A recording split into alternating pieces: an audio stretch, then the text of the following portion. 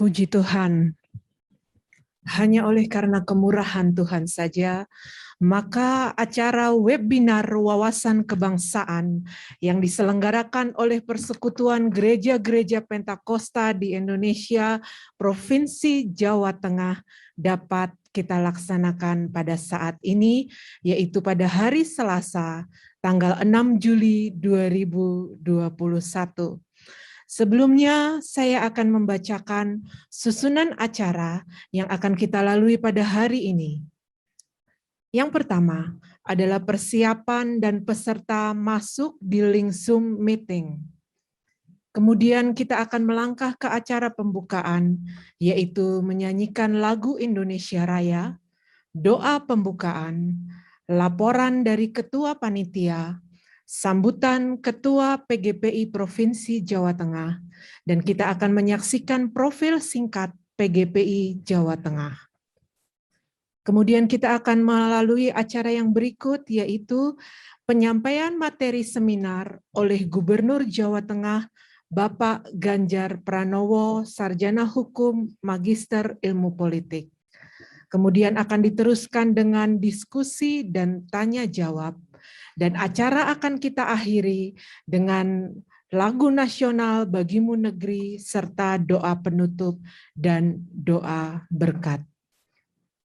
Saya akan membacakan tata tertib ketika webinar wawasan kebangsaan ini berlangsung.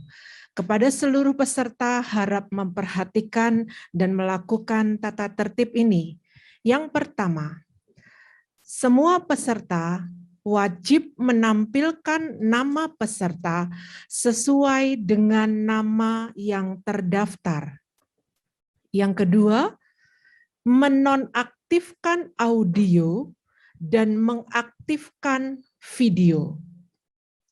Yang ketiga, dilarang mempublikasikan hasil webinar ini. Kemudian dilarang memotong pembicara saat sedang membawakan materi.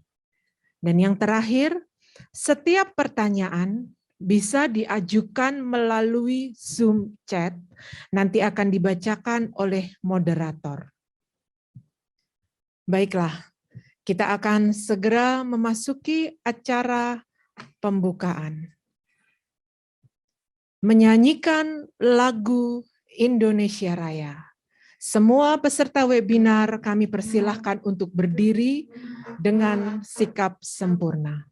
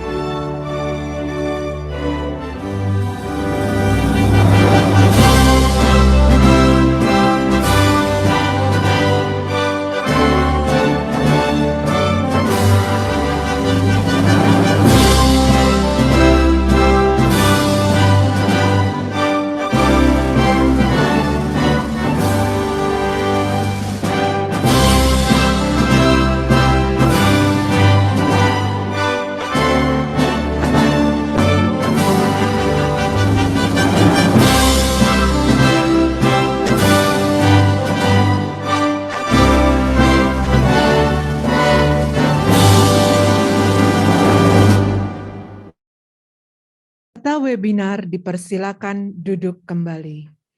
Kita akan sama-sama mengikuti doa pembuka yang akan disampaikan oleh Bapak Pendeta Dr. Henok Edi Haryanto, Magister Teologi. Kami persilahkan. Mari kita berdoa. Segala puji syukur kami panjatkan kepada Engkau ya Allah, atas kemurahan dan pimpinan yang sudah Kau berikan sehingga webinar wawasan kebangsaan yang merupakan pertemuan wawasan kebangsaan yang ketiga kali yang dilaksanakan oleh PGP ini. Terima kasih buat kesempatan yang sudah Tuhan wujudkan dalam pertemuan ini. Kami bersyukur buat kesediaan Bapak Gubernur yang kami hormati, yaitu Bapak Ganjar Pranowo. Terima kasih Kau pakai beliau. Dan seluruh prosesi waktu yang kami gunakan, kami serahkan ke dalam tangan-Mu. Kami bersyukur dan kami berdoa dalam nama-Mu Tuhan Yesus. Haleluya. Amin.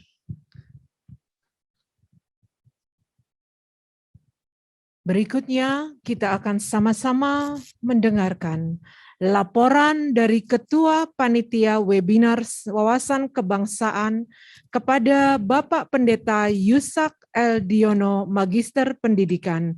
Kami persilakan. Yang kami hormati Gubernur Jawa Tengah, Bapak Haji Ganjar Pranowo, SH.MIP. Yang kami hormati Pembimas Kristen Provinsi Jawa Tengah, Bapak Siswo Martono, SPAK MPDK. Yang kami hormati Kepala Kesbangpol Provinsi Jawa Tengah atau yang mewakili. Yang kami hormati Bapak Ketua atau perwakilan Sinode Gereja di bawah Aras PGPI di Jawa Tengah. Yang kami hormati para pengurus PGPI di tingkat kabupaten dan kota di seluruh Jawa Tengah, dan peserta seminar wawasan kebangsaan yang berbahagia. Selamat pagi dan salam sejahtera bagi kita sekalian. Pertama-tama marilah kita naikkan puji syukur kehadirat Tuhan Yang Maha Esa, bahwa kita dapat mengikuti seminar wawasan kebangsaan dengan keadaan sehat walafiat. Pada kesempatan ini kami menyampaikan penghargaan setinggi-tingginya dan ucapan terima kasih sebesar-besarnya kepada Bapak Gubernur yang berkenan menjadi narasumber dalam seminar wawasan kebangsaan pada hari ini di tengah-tengah kesibukan beliau menangani COVID-19 di Jawa Tengah. Semoga COVID-19 segera berlalu. Kita semua memahami bahwa Bapak Ganjar Pranowo adalah sosok kepala daerah yang dengan tegas menentang paham radikalisme dan berpegang teguh pada Pancasila sebagai ideologi negara dan senantiasa menegakkan 4 pilar kebangsaan, yaitu Pancasila, Undang-Undang Dasar 45, NKRI, dan Bhinneka Tunggal Ika, dan berusaha untuk tetap mempertahankan Jawa Tengah sebagai benteng Pancasila. Bapak Gubernur dan peserta seminar yang kami hormati, pada kesempatan ini pula, perkenankan kami menyampaikan hal-hal sebagai berikut. Yang pertama, seminar diselenggarakan secara online atau daring dengan 2 bentuk, yaitu tertutup dan terbuka. Tertutup via Zoom meeting diperuntukkan bagi ketua-ketua sinode atau perwakilan sinode gereja di Jawa Tengah yang berada di bawah Aras PGPI. Pengurus PGPI Jawa Tengah, para koordinator wilayah PGPI, dan pengurus PGPI tingkat kota dan kabupaten se-Jawa Tengah. Dalam Zoom meeting dimungkinkan adanya dialog interaktif. Catatan, sebagian besar peserta Zoom meeting adalah para pendeta dan rohaniawan Kristen. Sedangkan bentuk terbuka via YouTube dan Facebook diperuntukkan bagi masyarakat luas. Yang kedua, informasi tentang webinar ini telah disebarluaskan melalui YouTube. Yang ketiga, para peserta seminar pada akhir seminar akan memperoleh sertifikat.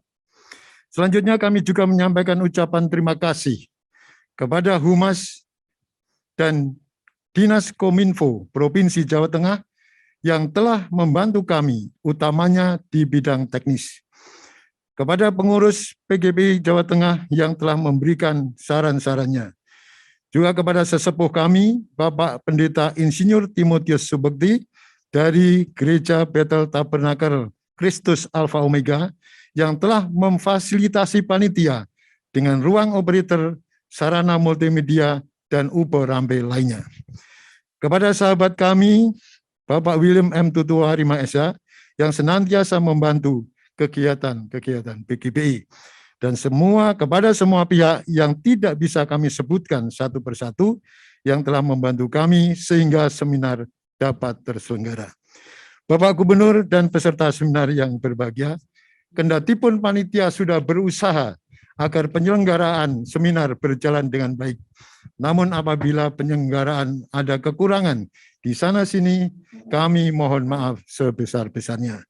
Demikian pula apabila ada tutur kata saya sebagai Ketua Panitia Pelaksana Seminar yang tidak memperkenankan Bapak Ibu sekalian, saya mohon maaf sebesar-besarnya. Sekian, kiranya Tuhan menolong dan memberkati kita. Selamat berseminar. Selanjutnya, kita akan sama-sama mendengarkan sambutan dari Ketua PGPI Provinsi Jawa Tengah yang akan disampaikan oleh Bapak Pendeta G.A. Panjaitan, Magister Teologi. Kami persilakan. Yang terhormat Bapak Gubernur Jawa Tengah, Bapak Ganjar, yang kami hormati Bapak Pembimas Jawa Tengah, yang kami hormati Bapak Kesbangpol atau yang mewakili. Segala puji dan syukur kepada Tuhan yang memungkinkan acara ini dapat berlangsung dengan baik. Untuk menyingkat acara, kami menghaturkan terima kasih banyak kepada Bapak Gubernur Jawa Tengah yang dengan senang hati dapat menjadi narasumber di dalam wawasan kebangsaan yang ketiga yang dilaksanakan oleh PGPI Jawa Tengah. Doa kami kiranya Bapak Gubernur dapat memberkati dan dapat membuka wawasan pendeta-pendeta di PGPI Jawa Tengah, dan NKRI adalah harga mati yang selalu dipedomani oleh PGPI Jawa Tengah. Tuhan kiranya memberkati. Terima kasih. Selanjutnya saya serahkan kepada yang membawa acara. Tiba saatnya kita akan menyaksikan profil singkat PGPI Jawa Tengah.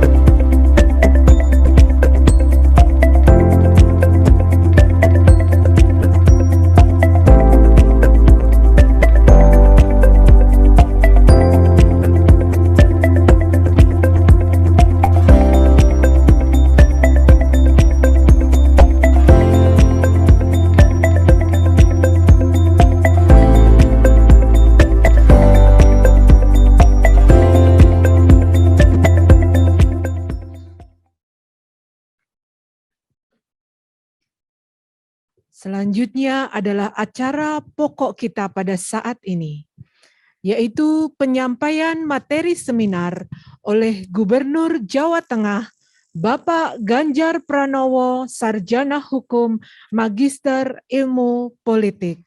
Dan selanjutnya kami serahkan waktu kepada Bapak Moderator, yaitu Bapak Pendeta Andreas Marhen Sumarno, Magister Sains.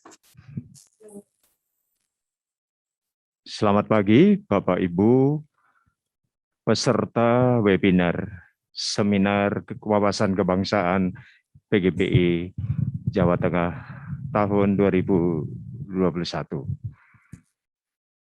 Profil pembicara kita, nama Haji Ganjar Pranowo SH, Magister Ilmu Politik.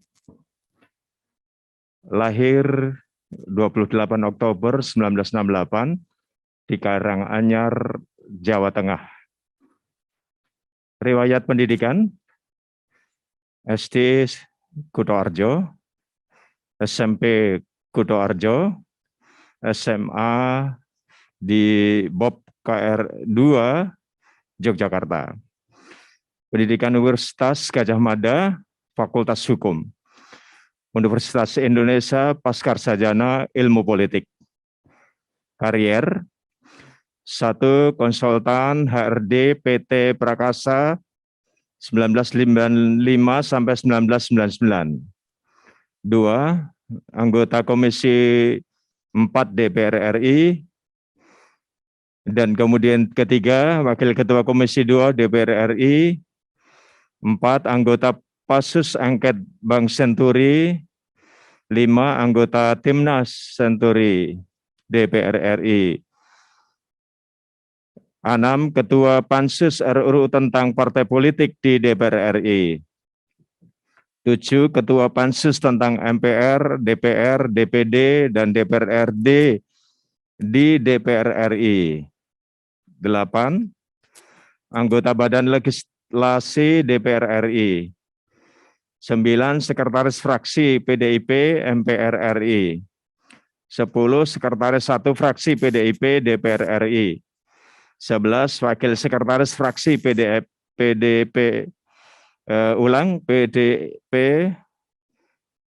DPR RI. 12. Gubernur Jawa Tengah 2013 sampai 2018. Yang terakhir Gubernur Jawa Tengah 2018 sampai sekarang. Demikian profil narasumber kita, Bapak Ganjar Pranowo SH MIP. Selanjutnya Bapak Ibu menyiapkan pertanyaan di chat dan kemudian kami akan saring, dan nanti ada 6 penanya tahap pertama akan disampaikan setelah pembicaraan narasumber akan selesai dan kemudian interaktif akan diberikan. Demikian, waktu selanjutnya sepenuhnya saya serahkan kepada Bapak narasumber kita. Berikan aplaus semuanya, tepuk tangan ya. Selamat datang kepada Bapak Haji Ganjar Pranowo. Dipersilakan sepenuhnya untuk menyampaikan materi sesuai dengan topik yang disampaikan. Dipersilakan. Baik Bapak Ibu, ini kayaknya serius banget ya, apa karena orang tua-tua ya ini? Ini kalau kita bicara kebangsaannya itu, wah sangar gitu, tegang dari tadi saya lihat, ya nggak ada senyum, ini baru kelihatan senyumnya. Ini saya nggak yakin nih kalau mau ada tanya jawab, memangnya bisa nulis itu di forum chat. Coba yang bisa nulis di forum chat angkat tangan dulu. Ini orang tua-tua harus dites dulu ini. Bisa nggak nulis di? Oke, baik. Kita mulai dengan pertanyaan dulu. Bapak Ibu, nilai-nilai kebangsaan apa yang hari ini mengalami degradasi? Silakan tulis di forum chat. Itu ini langsung ujian aja, nggak usah pakai paparan, langsung ujian nih. Ya, ujiannya nggak lulus ini pendetanya bisa dicabut izinnya nanti. Nggak bisa ya dicabut ya. Coba apa Pak? Oke, waduh, toleransi, pluralisme, gotong royong, ancaman radikalisme, tenggang rasa kesatuan persatuan. Wah nih, Bung Denli Sumigar ya. Radikalisme, Bung Robert ya, Pak Pendeta. Siapa Yunus? Oke, baik. Ganjar Pamungkas, toleransi, toleransi. Bu Sri Lina Simorangkir, Sarah, oke. Pak Omar, toleransi, oke. Nilai kecintaan akan bangsa, oke. Ya ini luar biasa ini, banyak sekali. Rasa nasionalisme merosot, baik. Toleransi, baik-baik. Sebenarnya kalau Bapak Ibu lihat atau saya baca, Yang ada di sini adalah problem toleransi, SARA, ya. Ini problem-problem keberagaman semua yang Bapak Ibu tuliskan di sini. Ini cara saya men-scan dulu. Jangan sampai webinar kita udah ngoceh panjang-panjang, ternyata kita keliru ngomongnya gitu kan. Ternyata, oh ini yang mesti kita bereskan. Toleransi menurun. Tidak bias lagi berbahasa Jawa. Tidak bisa maksudnya, tidak bisa berbahasa Jawa. Pakai bahasa Indonesia nggak apa-apa. Oke, baik. Nah, Bapak Ibu sekalian, itu pertanyaan pertama. Saya punya 97 pertanyaan, siap-siap ya. 97 pertanyaan. Itu baru pertanyaan pertama. Lalu, sebenarnya yang harus tanggung jawab pada persoalan yang Bapak Ibu sampaikan itu apa? SARA, intoleransi, nasionalisme, radikalisme. Ini yang tanggung jawab sebenarnya siapa? Ayo, nyalain gubernur boleh, nyalain presiden nggak apa-apa. Tenang aja, nggak ditangkap. Ini webinar kok, tenang. Yang jamin gubernur Jawa Tengah, nggak apa-apa. Kira siapa? Kita semua, pemimpin dan rakyat, Pendeta Yusuf. Oke, thank you. Berarti sudah ngakui salah. Oh, kita semua. Berarti kita semua salah ini. Udah kita mengaku salah semua ini. Tiap orang, sesama, bangsa, masing-masing kita. Good. Bagus sekali. Baik Bapak Ibu, kabeh, itu ada jawabnya kabeh. Denli. Kita sendiri, halawa, oke. Pak Matio semuanya, oke. Seluruh bangsa, Pak Mesa, Pak Yunus, seluruh rakyat Indonesia. Oke Bapak Ibu. Apa kemudian yang mau saya ceritakan dengan pertanyaan saya ini? Apa problemnya dan bagaimana kemudian kita mensikapi? Kita udah tahu nih, ada yang intoleran, ada yang SARA, ada yang nggak mau Pancasila. Lalu siapa yang tanggung jawab? Kita semua. Ya ayo sekarang kita mulai. Kalau kita sudah merasa di antara diri kita yang salah, ini pengakuan yang hebat ini. Biasanya kalau di medsos suka nyalain orang kan, hari ini kita nyalai diri sendiri. Ini keren menurut saya. Karena sebenarnya ini sebagai self-control. Ini adalah bagian dari cara kita mengoreksi diri kita sendiri. Kita sadar bahwa kita memang salah. Maka mohon maaf ya Bapak Ibu, para pendeta, begini. Saya itu paling nggak suka kalau ngomong anak-anak sekarang itu nilai-nilai nasionalismenya turun. Wah, anak-anak sekarang itu menjadi intoleran. Oh, anak-anak sekarang itu tidak Pancasilais. Saya nggak suka itu. Kenapa anak-anak nggak bisa? Karena orang tuanya yang kurang ajar. Karena orang tuanya yang nggak mendidik. Ayo, betul nggak?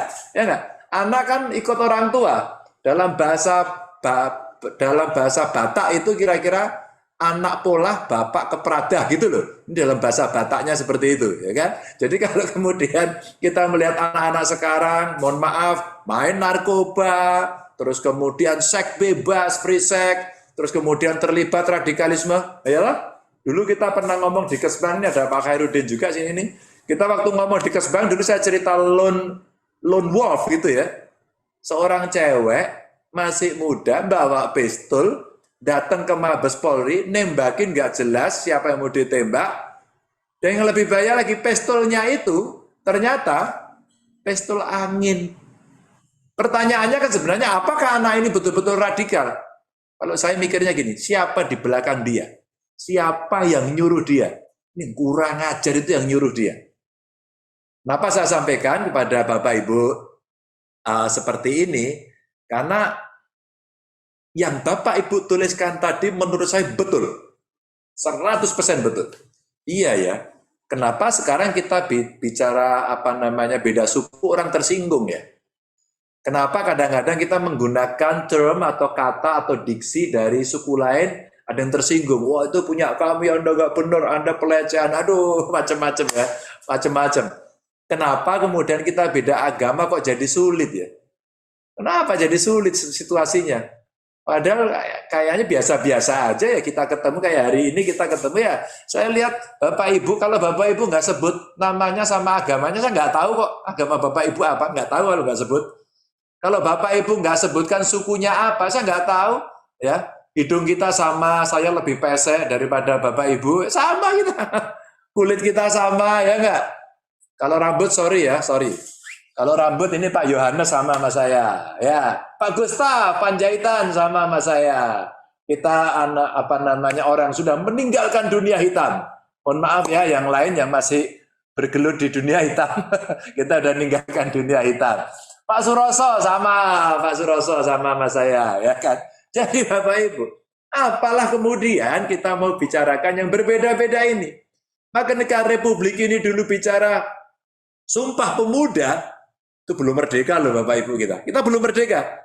Itu anak-anak muda, itu sudah mengepalkan tangan, dan sudah ada 3 dia ngaku. Dia sudah mengaku bangsa, padahal kita sebenarnya secara antropologis kita beda kan ya. Ini secara antropologis kita beda ya. Sukunya ada yang agak hitam dikit, matanya ada yang sipit, ya nggak? Terus kemudian ada yang rambutnya ikal. Sebenarnya secara bangsa kita beda. Tapi kenapa kemudian orang bicara, ya kita berbangsa, satu bangsa Indonesia. Itu sebenarnya spirit politik untuk kita mau bareng.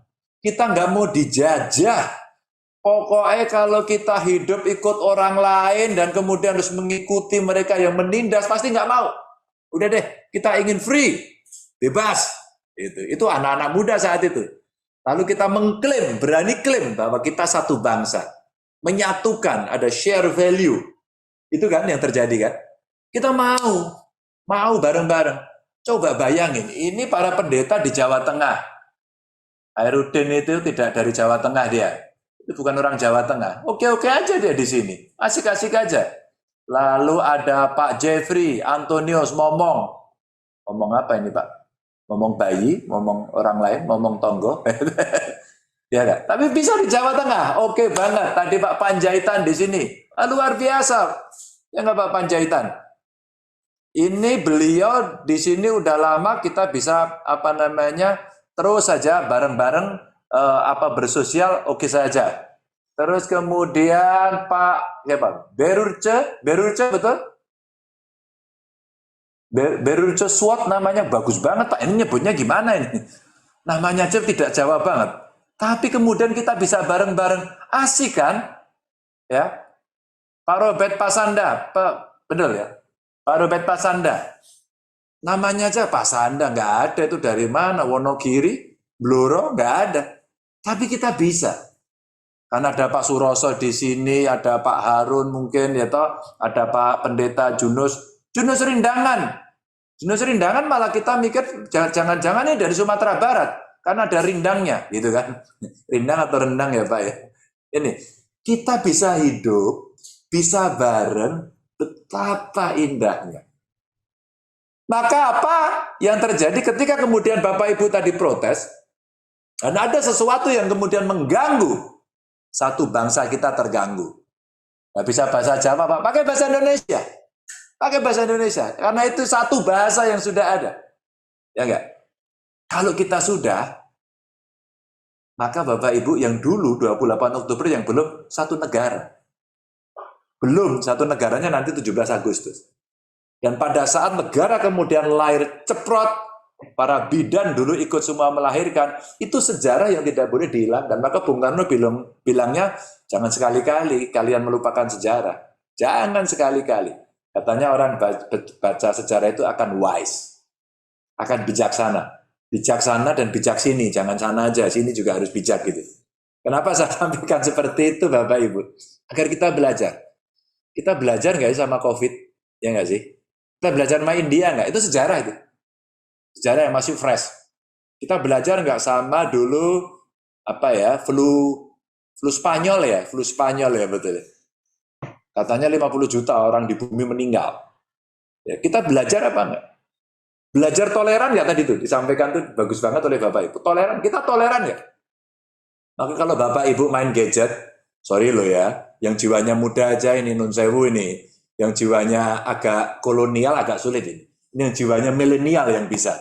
Kalau kemudian kita main gadget, Bapak Ibu ikut follow Instagram saya, YouTube saya, mungkin ngelihat.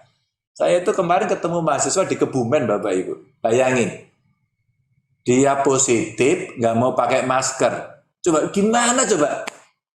Dipukul ya nggak boleh, bener nggak? Dipukulan nggak boleh ya. Atau panggilin itu polisi India, Inspektur Vijay, langsung dipukul, nggak bisa melanggar HAM katanya. Tapi sebenarnya kita jauh lebih melanggar. Karena apa? Karena kita tidak mau memproteksi diri sendiri yang berakibat kemudian orang lain tertular. Bapak Ibu, itu nggak toleran buat saya. Maka pada saat tanya, bro, kenapa kamu nggak mau pakai masker? Oh, ini hak saya. Hak saya gitu. Nun sewu Bapak Ibu, kalau itu saya kenal itu hak gundulmu, itu karena nggak kenal saya. Gimana? Mohon maaf ya. Mohon maaf. Ya kita kan gondok ya. Kita tiap hari keliling-keliling, teriak-teriak, kita mengedukasi. Tapi kemudian ada yang sosoknya seperti itu. Tapi mau saya salahnya gimana? Mungkin karena gubernurnya nggak bisa ngasih contoh yang baik, maka ya mungkin mereka akan ngikuti gitu. Tapi saya tegur dan saya keras pada soal itu. Agar kemudian dia rasional di pikirannya. Kamu tidak pakai masker itu memang urusanmu. Tapi kamu bisa ngurusi saya, bisa urusan dengan banyak orang. Karena babmu nyemprot-nyemprot ini. Udah bau pete, ada virusnya lagi. Bahaya kan? Apa yang terjadi? Semua tertular. Bapak Ibu, hari ini orang yang datang kepada saya, di handphone saya Pak. Bapak Ibu, apa yang dia tanyakan? Pak Ganjar tolong dong carikan rumah sakit, carikan tempat tidur. Pak Ganjar nggak ada ambulan. Pak Ganjar nggak ada oksigen. Pak, Tuhan kasih oksigen hari ini kita bisa bernapas Pak. Alhamdulillah Bapak Ibu sehat semuanya. Saya lihat wajahnya sehat, seneng saya. Ini udara gratis. Gratis Bapak Ibu. Gratis, enak sekali. Tapi mereka yang di rumah sakit hari ini sudah berebut tabung-tabung Bapak Ibu. Mana toleransinya? Kira-kira begitu. Maka dengan anak muda itu saya sampaikan, bro, sorry bro. Itu bukan hak. Ngawur itu, saya bilang gitu. Ganjar itu kok kasar banget. Kadang-kadang kita halus. Tapi kalau halus terus nggak boleh. Kadang-kadang harus digas dikit. Ngek-ngek gitu kan. Agar kemudian orang bisa tahu. Kita kan harus mengingatkan orang per orang. Ada yang orang diingatkan. Maaf Bapak Ibu maskernya. Oh iya Pak, maaf. Saya yang salah Pak. Ada. Itu orangnya sensitif. Ada. Masker. Apa? Masker. Ya nanti. Oh ini agak kurang sensitif. Tapi bentar saya pakai dulu. Oke. Tapi akhirnya mau. Ada orang bilang. Pak, maskernya dipakai. Nggak usah ngurusi saya. Mati urusan Tuhan gitu. Ya kalau mati urusan Tuhan ya kamu berdiri aja di depan rel kereta api kan. Gitu aja. Nggak bisa kan? Berdiri di tengah jalan sana. Di tengah jalan tol sana. Berdiri aja di sana. Itu kalau kata para komikus-komikus, para pelawak-pelawak itu. Sana berdiri di tengah tol sana, dicium Inovalu, katanya gitu. Katanya gitu. Apa yang mau diceritakan sebenarnya? Dunia yang sudah mulai masuk pada era digital, rasa-rasanya etika berdigital kita itu belum oke. Narasinya semau-maunya, hoax-nya dilempar-lempar, dan akhirnya orang marah. Saya membuat vaksinasi di kantor Bapak Ibu untuk yang lansia-lansia. Maka kalau ada lansia yang belum divaksin, boleh kita vaksin. Oke, boleh angkat tangan dulu Bapak Ibu yang sudah divaksin, angkat tangan. Yang sudah divaksin. Oh, alhamdulillah, waduh udah banyak ya. Baik, yang belum divaksin, yang belum. Oke, yang belum siap-siap ya. Pak Zavanya Peter ya. Pak Harun belum ya? Pak Harun dari Kesbang ya? Belum. Pak Jeffrey belum ya? Pak Jeffrey sudah, iya. Oke, nanti segera. Ini mudah-mudahan awal sehari 2 hari ini vaksinnya udah banyak. Mudah-mudahan nanti segera divaksin. Kenapa saya sampaikan? Saya membuat vaksinasi biar cepat. Di kantor saya Bapak Ibu, untuk lansia. Hari pertama bagus. Hari kedua tiba-tiba beredar hoax. Dia mengaku dokter siapa gitu. Silakan vaksinasi di kantor gubernur mulai usia 18 tahun ke atas, padahal hanya untuk lansia. Tahu nggak? Kantor gubernur langsung penuh. Karena saya tiap pagi jam 6 pasti keliling kota Semarang, terus kemudian saya mampir, saya lihat, waduh kerumunannya udah gila-gila, saya bubarin sendiri. Nah pada saat itu akhirnya viral kemana-mana. Ini gubernur Jawa Tengah ngawur aja, mau vaksin malah bikin kerumunan gitu. Pada hari pertama oke. Hari kedua kerumunan, 2 jam, apa saya minta untuk ditata ulang langsung beres, hari ketiga sampai hari ini udah tenang. Tapi Bapak Ibu, itu seperti saya lihat video di Eropa atau di Amerika ya, atau di Tiongkok kalau saya lupa, pokoknya videonya sih bagus banget. Yang gurunya itu perempuan. Lalu dia tuliskan 1 tambah 1, 2 gitu. 3 tambah 2, 5. 10 kurangi 5, 5 gitu.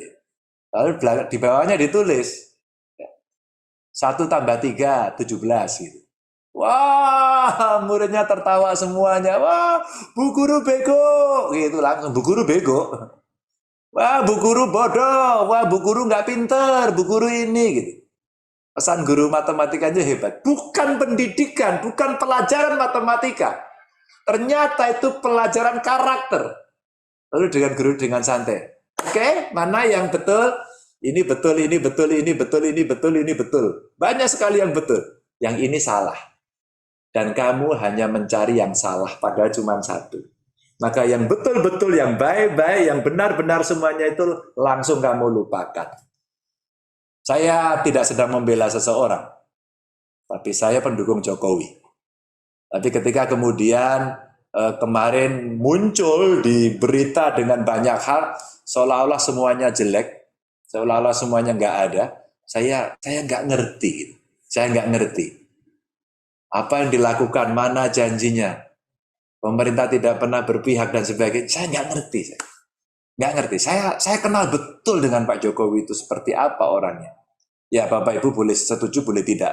Buat saya nggak penting. Ya. Pak Jokowi dikritik boleh, oh boleh banget. Beliau dikritik oke. Nggak masalah. Waktu di UI itu ya itu urusannya UI. Saya juga pernah sekolah di UI gitu ya. Oke aja nggak apa-apa. Mahasiswa kritik keren nggak apa-apa. Rektor baik-baik aja.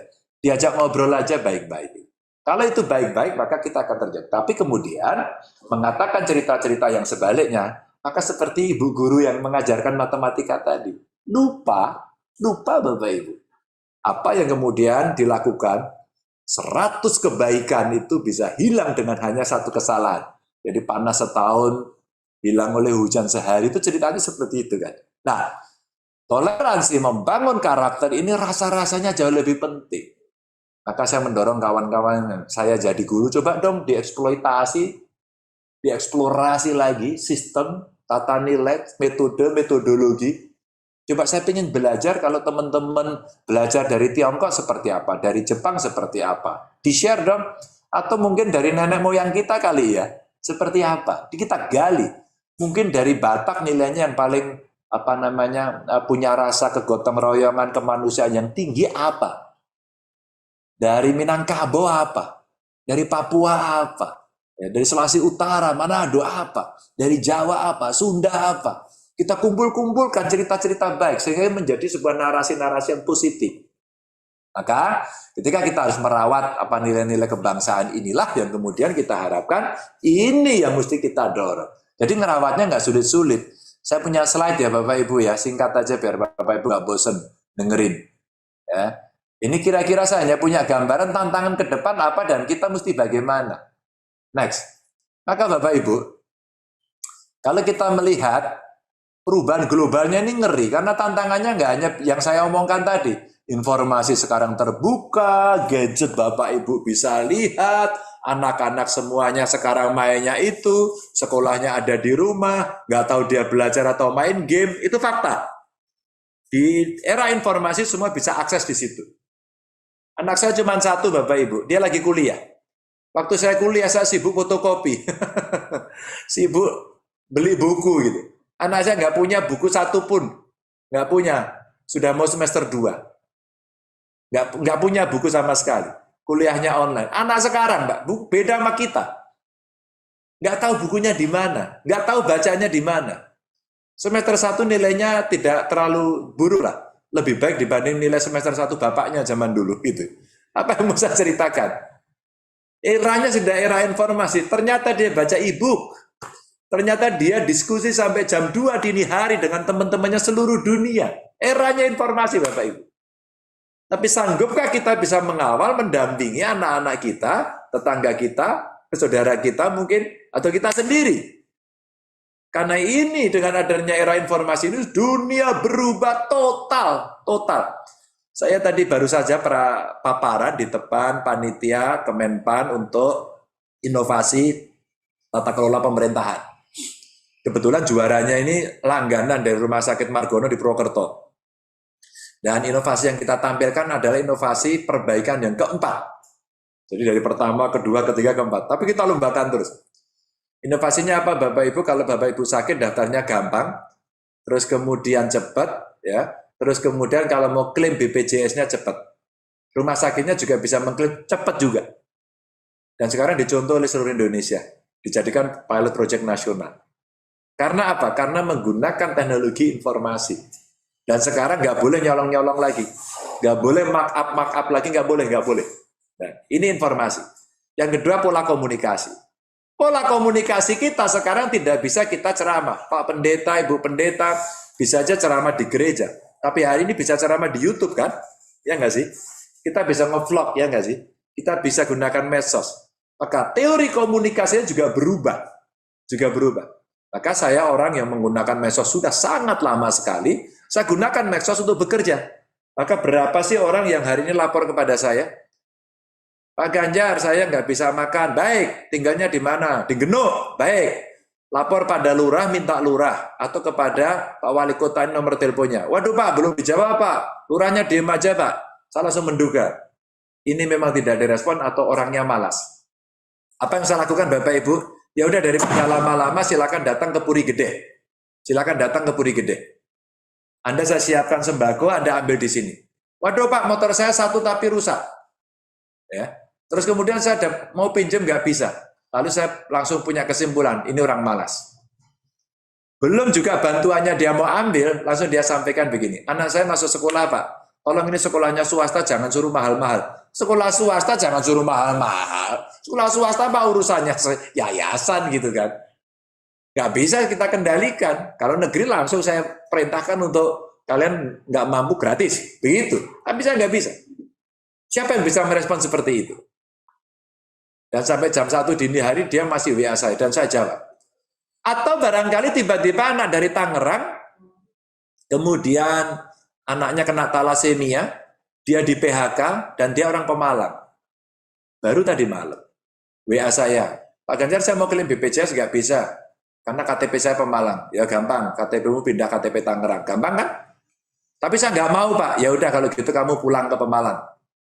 Tapi saya belum bisa Pak, ya sudah kalau gitu Anda bermasalah. Saya sampaikan begitu. Terus jalan keluarnya Anda pilih salah satu. Atau sekarang Anda kontak ke dinas sosial, kontak ke dinas kesehatan, kontak ke BPJS agar bisa diselesaikan. Waduh Pak, saya didiamkan aja Pak. Saya gondok, gimana rasanya? Akhirnya saya telepon Bapak Ibu. Akhirnya saya telepon. Saya nggak kenal dengan orang itu. Saya bilang, bro, Anda saya kasih jalan keluaran, nggak ada yang mau. Anda mempersulit diri sendiri. Kalau Anda mau, sekarang Anda pulang. Terus nanti gimana Pak? Nggak usah diurusi. Kamu ke Jawa Tengah dulu. Setelah ke Jawa Tengah, kamu urus lagi dari nol. Tapi anak saya harus Pak, harus transfusi darah, karena kena talasemia dan sebagainya. Dalam hati kecil saya juga mengurusi keponakan saya yang juga talasemia. Jadi saya ngerti persoalannya. Dan anaknya tidak sulit, nanti saya masukkan ke rumah sakit itu beres. Dalam hati kecil saya. Tapi tidak saya omongkan. Agar orang ini bertindak. Pertanyaannya, pola komunikasi inilah yang kemudian mesti kita kembangkan. Saya bercanda, mohon maaf, tidak bermaksud menyinggung siapapun. Satu rumah sakit besar di tetangganya Jawa Tengah, nggak usah saya sebut, saya nggak enak. Tiba-tiba kemudian kesulitan oksigen. 2 Menko telepon saya, Pak Ganjar bisa nggak bantu rumah sakit di tetangga provinsi Bapak ini? Tidak di Jawa Tengah sih. Langsung saya bilang, siap Pak, saya kerjakan. Langsung saya telepon anak buah saya, kirim oksigen ke sana. Karena ini urusannya bukan teritori pemerintahan, tapi ini urusan kemanusiaan dan nyawa. Kelak kemudian akhirnya keluar kekurangan oksigen, sekian pasien meninggal. Lalu saya tanya sama dirutnya, Pak, apakah Anda sudah komunikasi dengan gubernur? Belum Pak, saya komunikasi dengan Sekda. Oke, apa kata Sekda? Sekda setuju Pak, sorry. Anda membuka pengumuman keluar, tolong bantu kami nakes, tolong bantu kami APD, tolong bantu kami permakanan, tolong bantu kami dana. Ini rumah sakitnya rumah sakit siapa? Rumah sakit pemerintah, Pak. Pemerintah daerah atau pusat? Pusat, Pak. Kenapa Anda tidak bicara dengan menteri? Saran saya di take down itu. Berita itu, nggak bagus, nggak boleh. Alhamdulillah akhirnya di take down. Kenapa Anda nggak komunikasi sama gubernur? Saya sama Sekda aja, Pak. Bapak Ibu, saya mau cerita saja. Ternyata dia tidak berani dan tidak bisa mengakses gubernur. Lah saya, anak saya di Tangerang tidak saya kenal kok bisa ngakses saya. Bukan cerita sesuatu yang lebih atau kurang, tidak. Tapi teknologi informasi, cara berkomunikasi, nggak bisa lagi pakai jadul. Gubernur ditemui sulit, dilapori nggak bisa, ya meskipun tidak semua bisa saya kerjakan. Tapi pola komunikasi sekarang memang harus berubah. Yang ketiga, perubahan globalnya adalah transportasi. Sekarang transportasi udah sistemnya aduh dahsyat lah. Jalannya lebih baik semuanya, dan Semarang Solo sekarang cepat. Saya sekarang mau ke Brebes sana juga lewat Pantura cepat sekarang ya. Mau ke Cilacap cepat sekarang. Transportasi cepat sekali. Dan akhirnya orang pergerakannya makin cepat dan perubahannya terjadi. Maka pada saat itu, di dalam sistem transportasi sekarang orang lupa Bapak Ibu. Saya ngobrol sama BNN. Ya, Badan Nasional ini anti narkoba ini, urusan narkoba ini, Bapak Ibu. Apa yang terjadi? Kalau dulu orang nyelundupin narkoba dari mana? Bandara kan? Ya, bandara ketangkep di bandar udara, ada di pelabuhan, betul nggak sih? Orang hanya di situ aja, di perbatasan, ya kan? Gitu-gitu. Bapak Ibu tahu nggak sekarang? Di tol, karena tol. Maka orang kemudian lolos, masuk, atau diproses di dalam, meskipun mungkin palsu, distribusinya di situ. Dan itu tidak pernah diperiksa. Itu sistem transportasi yang akhirnya merubah secara global. Informasi gampang, komunikasi berubah, dan akhirnya jarak antara pemimpin dengan yang dipimpin sekarang makin dekat. Bahkan nempel sama sekali. Nempel betul-betul. Sekarang orang maki-maki saya gampang. Per hari kemarin, Jawa Tengah penyumbang tertinggi kematian akibat COVID. Saya dibully. Lalu teman-teman saya, teman sekolah saya ngomong, Mas, Anda dibully soal ini. Ini Jawa Tengah yang meninggal banyak. Iya. Terus gimana? Nggak apa-apa, yang salah gubernurnya. Titik. Tapi tanpa bantuan masyarakat saya tidak bisa. Tapi biarlah, kalau mau nyalain gubernurnya aja. Tapi saya hanya minta Anda di rumah, tolong warungnya take away saja, ya. Jangan banyak bergerak. Karena kalian tidak mampu, maka saya teriak-teriak. Karena saya teriak-teriak dan Anda tetap tidak melakukan, maka akan ada risiko. Risikonya apa? Rumah sakit penuh. Maka saya buat sampai satgas oksigen, Bapak Ibu. Bayangin, baru ada di Jawa Tengah. Akhirnya kemarin rapat nasional diambil oleh nasional. Wah, ini semua harus buat satgas oksigen. Ya saya udah percaya seluruh Jawa mesti buat, kalau nggak bisa. Dan akhirnya saya bisa bantu provinsi sebelah karena saya punya satgas oksigen. Ini contoh aja, perubahan global dari berbagai sisi yang akhirnya berpengaruh pada perilaku dan pengambilan keputusan. Lanjut. Nah, sekarang ada masalah pangan, Bapak Ibu, nanti akan menjadi rebutan dunia. Finance sekarang sudah ya. Sekarang yang kredit di bank gitu ya, sekarang bisa kredit online. Sekarang ditagih semuanya dan akhirnya geger. Perubahan finance. Ada juga Bitcoin. Aduh, ramai sekali. Perubahan, ini akan berubah terus, nggak berhenti-berhenti. Maka kalau kita tidak beradaptasi dengan perubahan, kita ditinggal. Dan globalnya seperti itu. Fuel, bahan bakar, sekarang juga berubah. Perubahannya ada di mana lagi? Sekarang nggak akan pakai fosil. Orang sudah menggunakan teknologi baterai. Maka Jawa Tengah kita siapkan. Ada kawasan industri batang, kita undang kemana perusahaan besar masuk. Dan Pak Presiden sudah menyampaikan, kita harus menjadi negara terbesar untuk menjadi produsen baterai dunia. Kalau itu bisa dilakukan, selesai. Bagaimana cara mempercepat? Regulasi dipermudah. Yang pungli-pungli, yang korupsi-korupsi, yang mempersulit sudah, potong saja. Pak Menpan, kalau itu PNS pecat gitu. Karena masih banyak orang yang mau. Kalau itu bisa, Bapak, kita bisa kejar negara lain. Sekarang Vietnam loh musuh kita. Kawasan industri batang itu kita dedikasikan untuk melawan Vietnam. Melawan dalam arti baik ya, kompetisi. Karena Vietnam semuanya serba gampang. Kita mau jadi negara maju ini. Lalu ahlinya pada nggak bisa. Ya, saya kadang-kadang juga aneh. Kenapa kita tidak teriak? Indonesia memanggil anak-anak terbaiknya seluruh dunia. Hai, kembalilah anak-anakku. Kamu bereskan industri ini. Kamu carikan oksigen. Bapak Ibu tahu nggak Bapak Ibu? Ketika tabung kemarin nggak ada dan sekarang menjadi sangat mahal sekali. Ternyata kita buat tabung itu nggak bisa. Bayangin, tabung itu nggak bisa. Saya nggak percaya apa kita nggak bisa. Kenapa kita tidak tugaskan Undip bangun, UGM bangun, ITB bangun. Coba riset sebentar. Kalau perlu ambil satu botol oksigen ditiru. Apa susahnya? Butuhnya apa itu? Steel kan? Stillnya ada di mana? Ada di Krakatau. Di Krakatau. Krakatau, kamu buat ini cepat. Saya mau dalam 1 minggu ini harus sudah jadi. Gitu. Tiongkok buat rumah sakit seminggu. Rumah sakit darurat seminggu, Bapak Ibu. Maka betul-betul effort kita untuk menjadi negara maju mesti digitukan. Lalu dikawal. Tentara polisi suruh ngawal. Ini strategis, ini harus, ini cepat. Nanti akan ada demo-demo. Tapi ini mesti kita kawal, segera jadi. Segera jadi. Kalau enggak kita akan tertinggal. Ini proxy war ya. Food, finance, and fuel. Ya. Nanti sebenarnya tambah satu lagi and water sebenarnya. 3F-nya plus W, water. Air nanti akan berebut. Lanjut.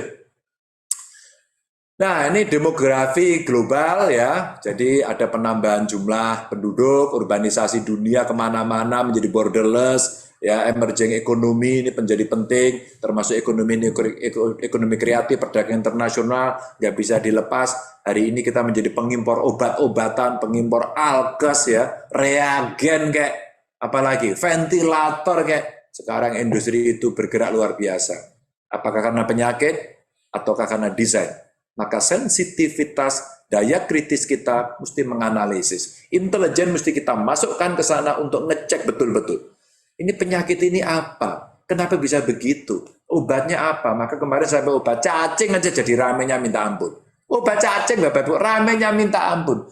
Susu beruang hanya karena hoax itu bisa menyembuhkan. Geger genjek semuanya beli susu.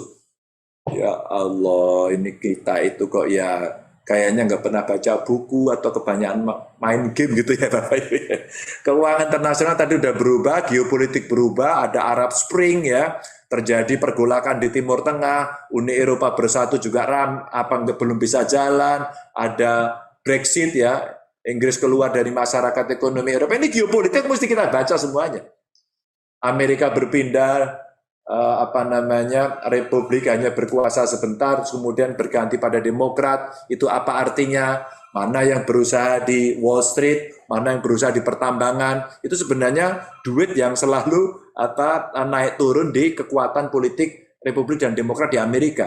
Dan ini mempengaruhi posisi dunia. Xi Jinping bergerak terus luar biasa, negosiasinya menjadi tajam, dan kemudian orang mencari fuel tadi, sampai kemudian mencari gas dan sebagainya, sehingga Laut Cina Selatan menjadi sangat seksi. Kenapa kemudian Vietnam ada di situ, kita ada di situ, Vietnam, Korea ada di situ, Cina ada di situ, kita ada di situ. Amerika juga ikut di situ Bapak Ibu ya. Karena apa? Di bawahnya ada sumber gas yang besar sekali. Ini geopolitik mesti kita baca perubahan iklim sekarang. Semakin banyak kita menggunakan peralatan yang membuat pencemaran, maka akan semakin tidak baik. Plastik sudah luar biasa, belum lagi sampah medis ya. Teknologi makin berkembang, persaingan sumber daya alam sekarang udah harus diganti. Tidak lagi kita eksploitasi sumber daya alam, tapi harus dengan sumber daya manusia. Kelas menengah mesti kita ciptakan lebih banyak. Dan inilah megatrend dunia. 2045, benarkah kita akan bisa sampai 2045 menjadi negara nomor 4 atau nomor 7 dunia terbesar? Hari inilah yang harus kita siapkan. Lanjut. Maka Bapak Ibu ada tantangan ya, ada food, fuel, fashion, film ini kreatif industri, ada fantasi yang mesti disiapkan, ada filosofi, ada financial. Ini kira-kira poin-poin yang mesti kita siapkan. Anak-anak kita mesti kita siapkan ke sana. Maka bicara kebangsaannya, nggak lagi deh kita mengambil masa lalu yang sara Bapak Ibu sampaikan. Jangan dong, kita mesti bicara artificial intelligence, bagaimana cara nanti berkomunikasi, bisakah kita membuat handphone sendiri, handphonenya yang lebih murah, kita menggunakan 5G atau 4G gitu kan, bagaimana internet menjadi lebih cepat, pengetahuan lebih banyak, anak-anak bisa berbahasa asing, terus kemudian mereka bisa bergaul, borderless, dan berlaku global mesti disiapkan betul, dan diantara kita berpikir kemakmuran bersama, kesejahteraan bersama, happiness, ya, kebahagiaan bersama. Bukan lagi mempersoalkan hidungmu pesek, hidungku mancung, rambutmu putih, rambutku hitam, ya, matamu sipit, mataku melotot, ya, makanmu banyak, yang satu ngirit. Nggak bisa Bapak Ibu, kita mesti menantang ke sana.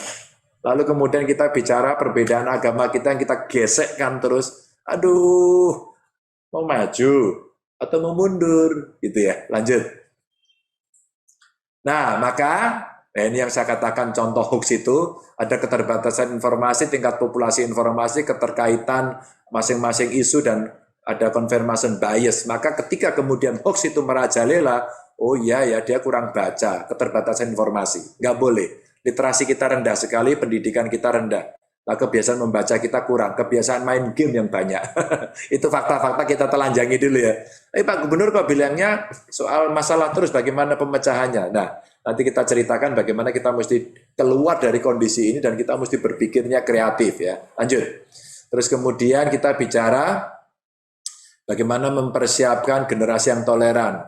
Ini gradasi akhlak moral dan budi pekerti yang disampaikan harus diberikan dengan contoh oleh yang tua. Sekali lagi, oleh yang tua. Karena yang berkelahi yang tua biasanya. Beda agama kita berkelahi, beda suku berkelahi, beda aliran politik, partai politik berkelahi. Menjijikkan. Nggak boleh, gitu kan. Pak Jokowi gandeng Pak Prabowo, Pak Sandi juga masuk, udah baik semua duduk di kabinet. Kok ya masih ada? Ada apa ini? What's wrong? Ya kan? Mari Bapak Ibu kita jangan diam. Kita jangan diam. Kita mesti suarakan dengan cara yang etik. Kalau orang kita biasanya apa? Disindir.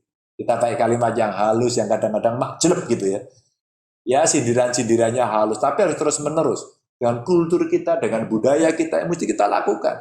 Dan berani menghadapi dinamika tantangan era global yang saya ceritakan tadi. Wow, tantangannya kayak gitu loh. Udah tantangannya berat, kita ngomong saram mulu, kapan mau maju gitu kan. Berdaya saing dan berjiwa Pancasila. Maka Pancasila ini top. Nah, jangan ditawar. Wakil saya Gus Yasin, mbahnya Mbah Maimun, tokoh besar agamawan. Pak Wagub saya kuliahnya di Suriah. Sangar kan? Suriah sekarang kondisi seperti apa? Tapi ketika beliau Pak Wagub itu mengundang gurunya ke sini, beliau ceritakan. Gurunya ngomong sama saya, tapi pakai bahasa Arab, saya sih nggak bisa bahasa Arab. Gitu. Intinya gini, Pak Gubernur, kamu harus jaga Jawa Tengah. Gitu kira-kira. Karena Indonesia itu punya nilai-nilai yang luar biasa. Kalian ini sukunya banyak, agamanya banyak, bahasanya banyak, ya, pulaunya banyak, negaranya besar. Kok Anda bisa bersatu ya? Kami ini sukunya satu, agamanya juga hanya satu atau dua saja. Bahasa kami sama persis, daratannya satu, nggak terpecah-pecah. Kami pecah terus sampai hari ini nggak bisa bersatu. Coba Bapak Ibu, bayangkan, they are learning from us, from Indonesia. Dan dia katakan, itu karena Anda punya Pancasila. Berketuhanan Yang Maha Esa kita saling hormati. Kemanusiaan, ayo dong, tolongin dong yang kena COVID, yang kena pengangguran, tolongin dong. Tetangga kita ngasih beras segelas bisa nggak sih? Gitu nggak? Ya nggak? Ngasih sayur satu ikat aja bisa nggak sih? Sederhana aja. Kalau sakit ditengok aja, kalau COVID pakai masker jarak jauh. Pak, Bu udah sembuh Bu, sehat ya, saya doakan deh. Saya kirimnya apa, mau apa Bu? Saya punya susu segelas mau ya, saya kirim segelas saja. Segelas saja. Untuk menunjukkan rasa cinta saja sebenarnya. Sederhana kan ya? Tapi harus dengan contoh, dengan praktek baik. Berdaya saing berjiwa Pancasila, cinta tanah air, dan saya berjuang mengisi pembangunan. Cinta tanah air itu artinya ketika kemudian kita punya pengalaman, punya jejaring, ada national interest, kepentingan nasional yang coba kita siapkan. Nah, ketika kita bicara pandemi umpama, siapa sih ahli virus panggil, siapa yang harus bisa membuat ventilator panggil, siapa yang harus membuat tabung panggil, gitu. Maka kemarin waktu rapat sama Pak Luhut disampaikan seluruh oksigen ya yang kemarin dipakai untuk industri 100% potong. Masukkan untuk kesehatan semua. Begitu dong.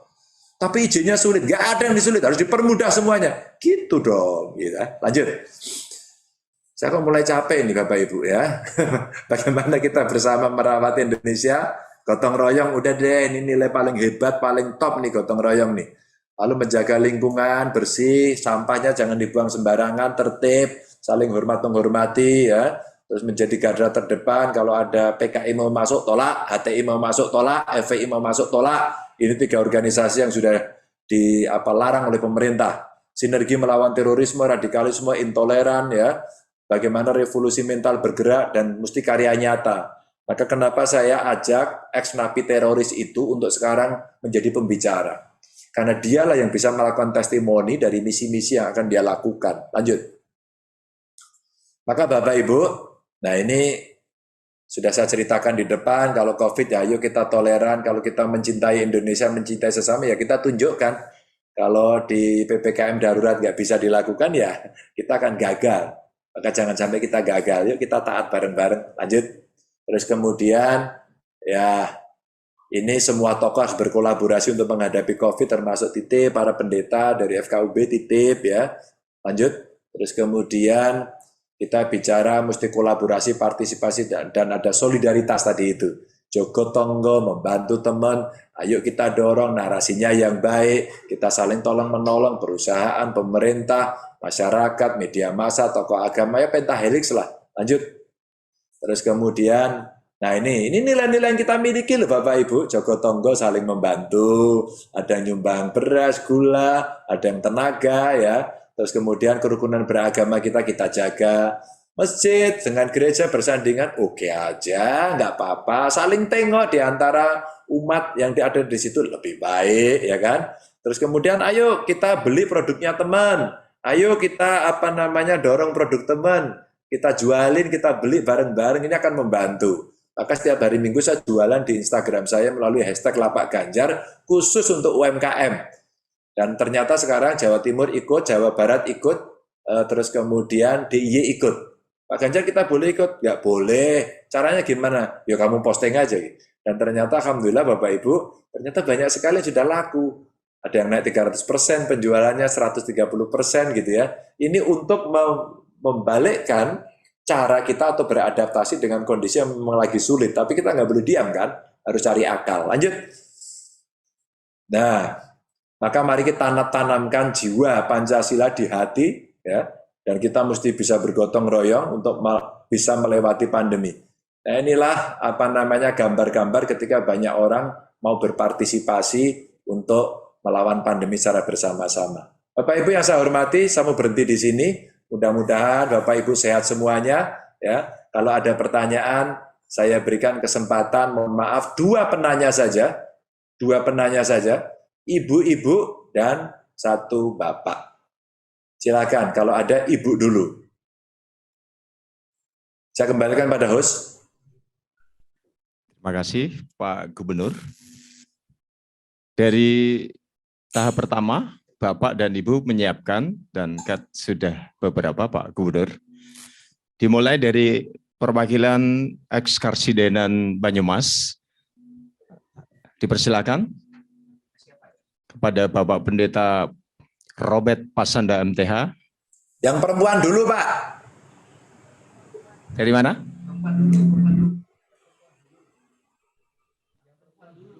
Oh, yang wanita. Dipersilakan. Ya, yang perempuan wanita. dulu. Iya, lady first dulu. Kecuali nggak ada ibunya, baru boleh bapaknya. Siap, Bapak Gubernur. Silakan, ada nggak dari ibu-ibu yang mau nanya dulu? Sebentar, ibu-ibu dulu, ya. Ibu Diana dari Mokolitat itu dari Purwodadi. Silakan kalau ada. Oh, ini ada yang usul lagi pendidikan Pancasila. Setuju Pak, tapi nggak usah kayak penataran. Dimasukkan dalam semua nilai. Dengan contoh, saya setuju itu. Ya, kita udah gerak dengan BPIP sekarang. Saya gerak sendiri gitu ya. Kita masukkan kepada semuanya. Ya. Silakan kalau ada. Ibu Diana dari Gerobokan, dipersilakan untuk bertanya kepada Bapak Gubernur. Panjenengan diberi kesempatan untuk bertanya. Silakan. Sambil saya jawab ini Bu Sri Lina, bagaimana cara agar tidak panik buying? Caranya gampang.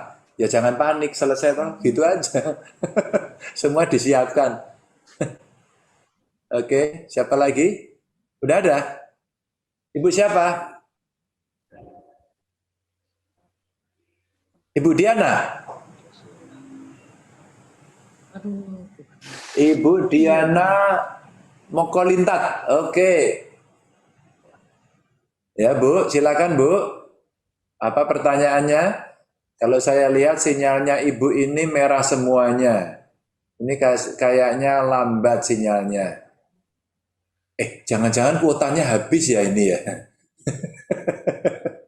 Enggak ya Bu ya. Oke deh kalau enggak yang lain dulu boleh Pak? Ye, matur nuwun.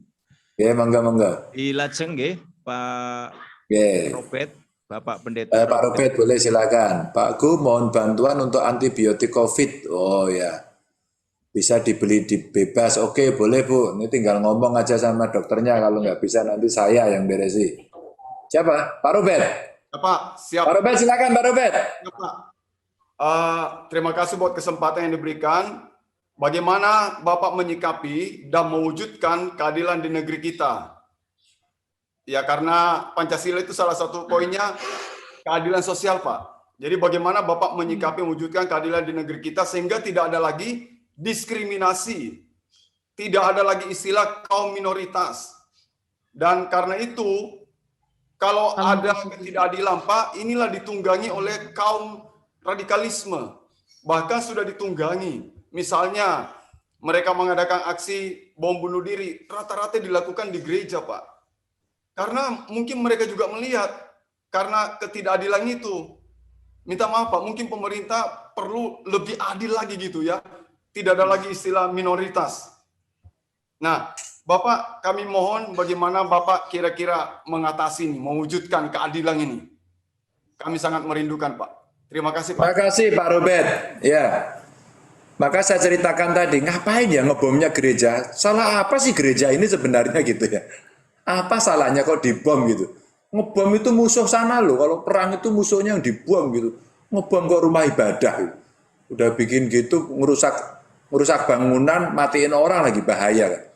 Tapi Pak, ada agenda-agenda yang memang mesti kita lawan. Dan ini internasional.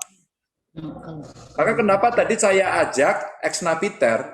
Karena kita akhirnya bisa tahu. Tak ceritain ya Pak Robert ya. Si Napiter ini saya tanya, bro kenapa Anda mau ngebom? Ya Pak, maaf Pak, saya dulu salah Pak. Salahnya di mana? Saya dipengaruhi orang Pak, dicuci otak. Gimana cara nyuci otaknya? Biasanya membandingkan Pak. Kira-kira membandingkan gini. Kalau Pak Robert ditanya gitu, kamu pilih Tuhan Yesus ya, atau kamu pilih Jokowi? Gitu Pak. Ini kan orang pasti akan berpikirnya, ini bukan untuk diperbandingkan, betul nggak sih? Ayo kamu pilih Alkitab atau pilih Pancasila, gitu Pak. Pilih Injil atau pilih Pancasila. Di yang Muslim sama. Ayo Nabi Muhammad atau Jokowi, gitu Pak. Pasti kalau orang yang pikirannya mohon maaf tidak terbuka, nggak kritis. Ini bukan pertanyaan sebenarnya, ngawur ini. Ini sebenarnya pertanyaan yang sangat menjebak. Maka anak-anak ya rata-rata ditanya, mereka yang beragamanya bagus akan pilih mengikuti agamanya. Lalu apa yang terjadi Pak? Setelah itu dia akan mengatakan, nah kan pilihanmu bukan dia loh, maka dia itu salah. Ini nggak benar. Pada saat salah nggak benar dimasukkan misi politiknya. Oke deh, kita ambil apa Pak? ISIS kan Pak? Yang sudah masuk ke sana siapa aja? Seluruh dunia Pak. Perancis yang negaranya majunya kayak itu aja terjadi Pak. Di Perancis saja juga ada pengeboman sekarang. Inggris sama Irlandia dulu berkelahi karena politik. Saling ngebom pasti kalau enggak itu ya perkelahian antara Irlandia sama Inggris lah. Tapi hari ini tidak. Ada yang membuat Islamic State, ISIS itu Pak. Dan itu direkrut dari semuanya. Dan orang kita banyak ke sana. Ternyata mereka mulai tertipu di sana.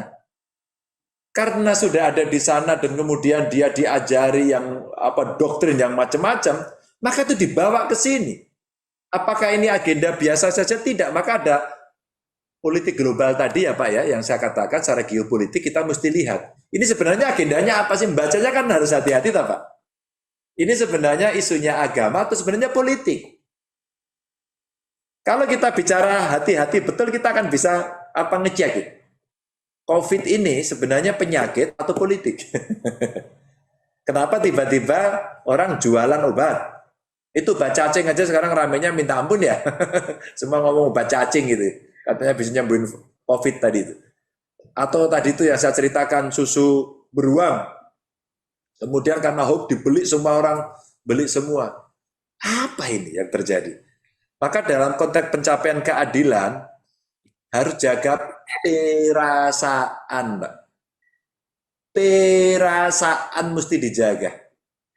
Karena perasaan kita itu beda-beda. Saya ngelihat Pak Robert, oke, Pak Robert dari Nasrani, oh iya ya kalau Natalan, ya Pak selamat Natal ya Pak Robert ya, bahagia selalu ya gitu. Jangan lupa Pak kuenya, itu kalau saya dulu waktu kecil gitu Pak, gitu ya.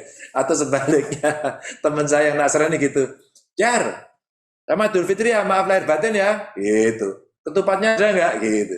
Itu kan gimmick-gimmick yang orang bisa akrab kan gitu ya. Terus kemudian makan bersama, tertawa bersama, itu dijaga. Itulah sebenarnya Pancasilanya dijaga. Lalu bagaimana menciptakan keadilan itu kalau kita punya perasaan? Yang minoritas, kalimat itu mesti dihilangkan. Saya setuju Pak Robert. Saya aja kadang-kadang ya agak sulit. Lidah saya sendiri aja agak sulit. Tapi saya mencoba mengoreksi kadang-kadang ya latah gitu. Kan kita sering bicara muslim, non-muslim kan Pak. Saya sebagai seorang muslim aja, kenapa kita bicara non-muslim ya? Kenapa kita mengkategorisasi atau mengklaster mereka non-muslim? Kan mestinya kita bicara saya muslim, Pak Robert Nasrani, selesai kan? Atau kawan kita Pak Putu itu adalah Hindu begitu kan? Dan lain sebagainya. Nah kalau kita kemudian bicara seperti itu, kita mulai terbiasa berbeda. Maka tadi ketika host menyampaikan, Ganjar sekolahnya saya bacakan riwayatnya. SD 1 Kutoarjo, SMP 1 Kutoarjo, SMA Bob KR2. Itu Bob Kri 1 Pak, bukan Bob KR2. Bob Kri 1, Bob Kri itu kalau teman yang Kristen mestinya tahu loh. Bob Kri itu kan Badan Usaha Pendidikan Kristen Republik Indonesia. Itu SMA favorit Pak. Itu sudah di SMA Bob Kri itu sudah ada 2 gubernur lulusannya Pak. Pak Mardianto dan saya Pak jadi gubernur Jawa Tengah. Itu SM-nya di sana Pak. Jadi saat itu saya itu sekolah di sana Pak. Saya daftar SMA negeri itu nggak keterima. Maka kalau Bapak Ibu anaknya kemarin sekolah SMA negeri nggak keterima nggak apa-apa Pak. Nggak apa-apa. Dorong anaknya untuk semangat. Tetangganya, keponakannya semangat. Saya sekolahnya swasta SMA-nya, mahal lagi Pak. Padahal saya orang miskin. Juga kita minta-minta keringanan gitu. Tapi otak saya dulu waktu mimpi, semangat saya ngimpi kos-kosan. Saya SMA udah kos. Ya. Gimana caranya saya bisa sekolah nanti di UGM. Mau saya di UGM. Alhamdulillah Pak. Dengan usaha, berdoa dan sebagainya saya kuliah di sana. Ya. Dan Khairuddin itu adik kelas saya Pak, itu di UGM, itu adik kelas saya. Satu fakultas sama saya. Jadi Khairuddin itu kasus bangponya itu yang ngospek saya Pak itu Pak. Jadi apa namanya? Maka saya ketemunya malah di sini. Nah, keadilan menjaga perasaan itu mesti ditunjukkan sekarang. Ditunjukkan. Kalau kita ada pertunjukannya, maka sebenarnya kita juga akan bisa memberikan edukasi tentang keadilan. Ya kadang-kadang tidak gampang Pak. Saya pernah di demo dan beberapa pendeta, pastor juga kontak dengan saya waktu saya menghadapi atau bukan menghadapi lah, menyelesaikan persoalan semen Rembang, Pak. Saya masuk, semennya udah jadi, ya inisiatifnya tidak dari saya gitu ya. Tapi saya selesaikan. Saya dimaki-maki sampai ke istana ya. Tapi saya sampaikan pada kawan-kawan. Lalu saya bicara keadilan. Di demo lah saya tiap hari, ada yang nyemen kaki. Ingat kan Pak ya semua ya Pak Robert ya. Waktu itu apa yang terjadi Pak? Sampai hari ini ada yang demo Pak? Tidak kan? Semennya udah jalan Pak. Tapi saya perjuangkan mereka masyarakat di desa itu Pak. Sehingga mereka sekarang punya saham perusahaan Pak. Saham, bukan CSR. 6 desa punya saham di perusahaan itu. Dan para aktivis itu sekarang tidak pernah bertanya kepada saya. Kamu lihat mereka. Mereka sekarang punya kerjaan dan setiap seluruh profitnya langsung masuk ke desanya. Dan sekarang beasiswa mulai masuk. Sehingga anak-anak yang ada di sana kita siapkan kelak kemudian ini menjadi orang baik. Menurut saya itu adil. Menurut saya, ya kan? Kalau keadilan itu bisa diterapkan, maka contoh yang di Purwokerto tadi. Pak Robert dari Purwokerto. Dari Purbalingga, Pak. Purbalingga. Oh, Purbalingga. Ya, Purbalingga dekat lah ya sama Purwokerto ya. Pak Robert, maka kalau kita lihat FKUB-nya Purwokerto itu kan cikal bakal FKUB Indonesia. Yang menarik, Pak Robert, Bapak Ibu sekalian ya, mau saya ceritakan saja. Bagaimana menciptakan keadilan? Maka ketika terjadi pandemi, itu FKUB berkumpul, mereka mengumpulkan sumbangan, terus yang dia bantu siapa? UMKM. pedagang kaki lima, mereka yang miskin. Dan pada saat membantu tidak ada cerita agama. Ceritanya adalah mengembangkan ekonomi dan bagaimana bangkit. Lalu apa Bapak Ibu yang terjadi? Tidak ada satupun yang mengaku dia agamanya apa di FKUB, kemudian membantu kaki lima. Setelah dibimbing, dibina, lama sekali, bahkan maaf ya, ada yang ekstrim. Tapi begitu dibaikin, didatengin baik-baik, dia tanya, loh, itu ternyata Nasrani ya? Loh, emangnya apa? Emangnya, loh, jadi selama ini dia bantu saya. Loh, iya nih, ini yang ini Nasrani, ini Hindu, ini Buddha, ini Muslim. Ini bareng-bareng itu membantu kamu nggak ditanyain agamamu apa. Waduh, jadi selama ini saya salah. Pak Robert, ini ceritanya kecil. Pendekatannya bukan agama, pendekatannya ekonomi dan kemanusiaan. Tapi FKUB yang berjalan bersama-sama. Wah, cerita itu saya aja merinding waktu itu. Jadi cerita keadilannya seperti itu. Nah, ketika kemudian cerita keadilan itu bisa, maka lama-kelamaan orang tidak akan bicara lagi minoritas, mayoritas. Meskipun saya tidak yakin, Pak. Karena faktanya itu ada, even di negara sehebat Amerika saja, Pak, orang-orang yang kulit Afro-Amerika ya, yang kulit hitam itu masih jadi persoalan. Sampai sekarang, Pak. Sampai sekarang.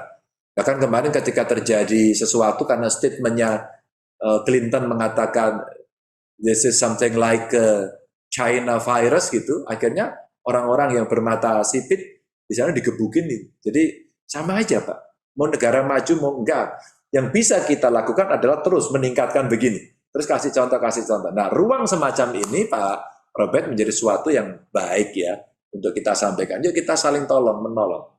Maka ini kesempatan, ini momentum ini. Jadi Tuhan kasih ujian kepada kita soal COVID ini sebenarnya ujian kemanusiaan, Pak. Apakah kemanusiaan yang adil dan beradabnya jalan? Apakah keadilan sosial kita jalan? Apakah kita mau membantu apa enggak dan seterusnya gitu. Gitu ceritanya. Ya, mudah-mudahan sehat Pak Robert. Satu lagi. Ya, terima kasih Pak Gubernur. Sekarang dari Solo. Monggo dari Solo. Kelihatan Pak Pendeta Wulur dari Sragen. Sragen Tina. Ya. Wah, ini ada satu alumni sama saya Bapak nih, Yesaya Hartoyo. Frans Ya. Wulur. Pak Yesaya Hartoyo satu alumni ini Pak sama saya Bobkri, tapi Bobkri berapa? Saya Bobkri 1. Dipersilakan Pak. Tolong di-mute mic-nya itu. Iya, dipersilakan. Sudah. Di unmute ya. Ya. Siapa? Terima kasih. Selamat siang Pak Gubernur. Selamat siang Pak Frans.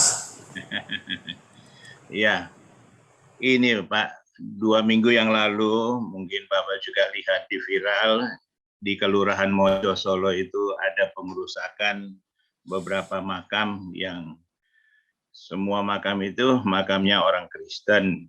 Ini saya melihat ini sebagai satu hal yang sepertinya perlu disikapi Pak. Ya, karena hal-hal yang sejenis ini seperti beberapa kali pengerusakan patung Maria di beberapa tempat doa, dan menurut laporan dari Forum Komunikasi Umat Kristen Indonesia, sejak kemerdekaan Indonesia sudah sekitar 2.500 rumah Tuhan ya, gereja itu yang dibakar, dirusak ya.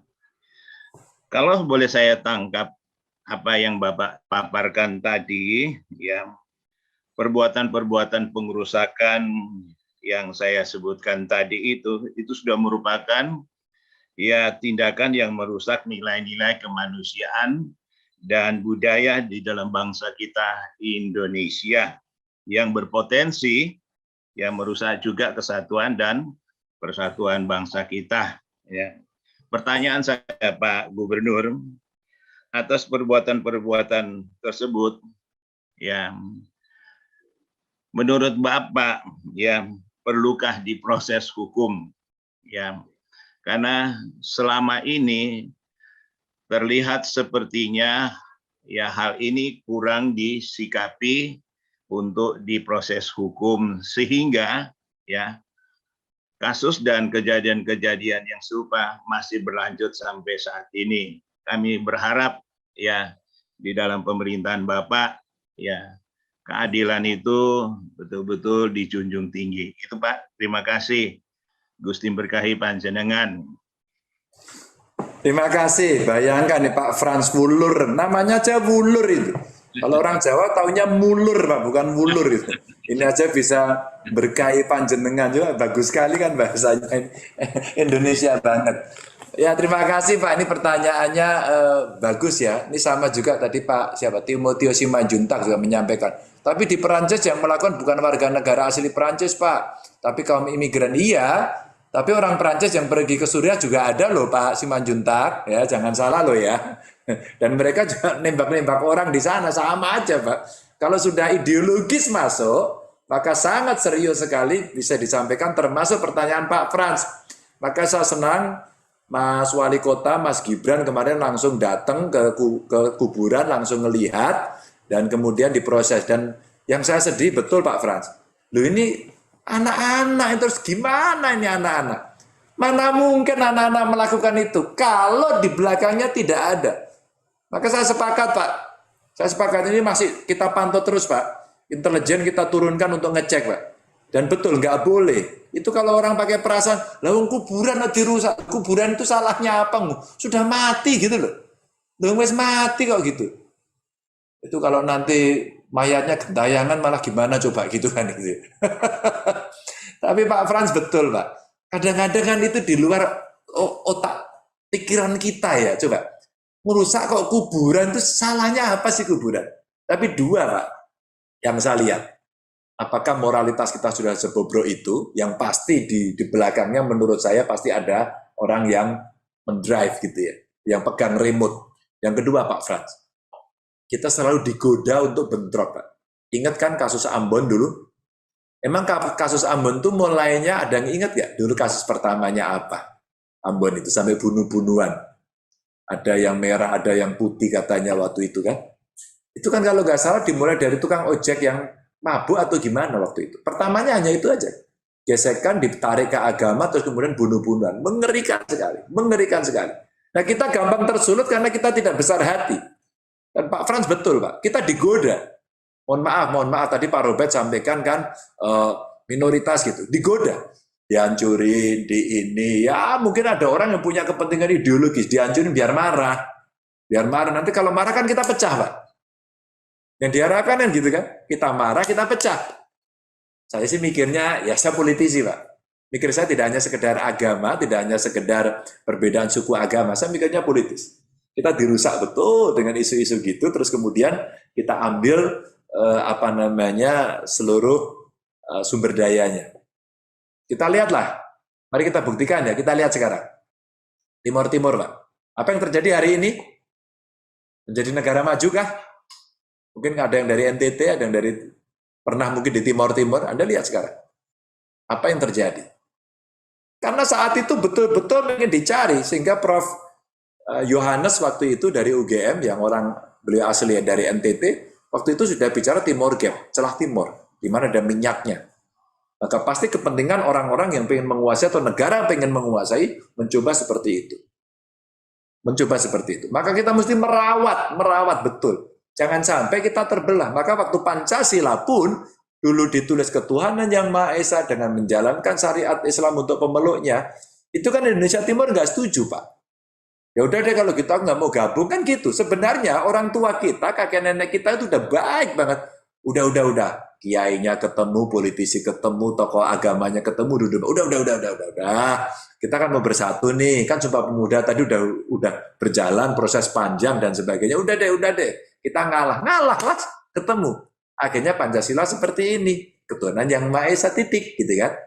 Terus kemudian apa? Ada Kementerian Agama yang kemudian mengatur semuanya. Kalau tidak salah begitu sejarahnya dulu. Apa kemudian yang terjadi berikutnya lagi? Akhirnya ayo kita duduk bersama. Muncullah kemudian gerakan civil society, ada FKUB dan sebagainya untuk merawat ini. Maka tadi gurunya Gus Yassin, ya yang dari Suriah itu sendiri pun ngasih pesan ke saya. Kalian punya Pancasila hebat banget. Kami ini yang sama aja pecahnya nggak selesai. Kalian tuh yang beda kok nggak pecah gitu. Tapi kita punya potensi dipecah karena kita kaya. Maka saya lebih melihatnya gede. Dan betul Pak Franz, kuburan dirusak itu kemarin saya nggak habis pikir. Maka waktu Mas Gibran datang, kalimatnya saya suka, Pak. Ini sudah kurang ajar. Sebenarnya kalimat kurang ajar keluar dari pemimpin kayak saya, kayak wali kota nggak bagus juga. Tapi itu sebenarnya pertunjukan kemarahan juga, Pak. Memangnya kami nyaman? Tidak. Cara memandangnya kira-kira gini, umpama kita sebut aja lah, Pak Fran jelas Nasrani, saya jelas Muslim. Kalau saya saja dirusak, kan nggak mau kan? Merusak nggak mau. Coba dulu yang ngebom di Cirebon itu. Ngebom di kantor polisi di Cirebon itu lagi sholat Jumat itu. Udah nggak masuk akal. Jadi intinya apa? Kayaknya mau dirusak dengan segala isu yang mau ada. Mau isu presiden banyak ngutang lah ya kan. Mau presiden tidak adil, mau presiden pelongo-pelongo, apapun isu. Intinya apa? Politiknya udah kelihatan, Pak. Maaf. Dulu kan teorinya ketika Cebong sama Kampret itu kan gitu ya Pak ya. Terus kemudian Kampretnya diajak masuk sama si Cebong Pak. Sekarang satu kolam gitu kan. Harapannya kan itu kita bersatu nih. Harapannya followernya juga ikut. Ternyata kan enggak tuh Pak. Bener enggak? Coba Pak Prabowo, Mas Sandi itu kan akhirnya juga wah kamu bla bla bla gitu. Mohon maaf aja. Ini saya bicara yang terbuka. Pak Jokowi pasti dulu sudah punya pikiran. Saya hakul yakin Pak Jokowi mengajak Pak Prabowo, Mas Sandi, oke kita bersatu ya, silakan. Kita gabung aja deh. Kita tunjukkan pada dunia bahwa kita bisa bersatu. Bukan pecah terus. Pecah terus. Akhirnya rame terus. Cerita 212 nyinyir terus sampai hari ini kan. Akhirnya orang bicaranya nggak enak banget ya hari ini. Ceritanya kadrun, bukan kadrun dan sebagainya. Jadi nggak enak.